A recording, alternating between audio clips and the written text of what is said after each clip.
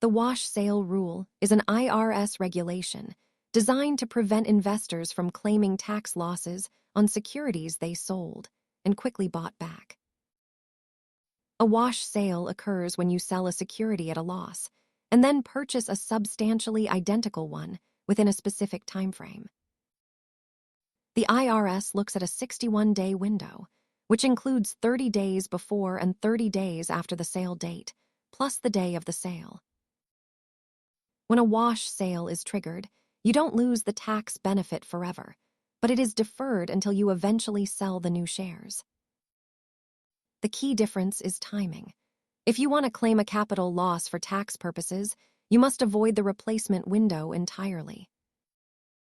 This chart shows that the tax deduction doesn't disappear. It simply shifts to when you finally close your position in that security.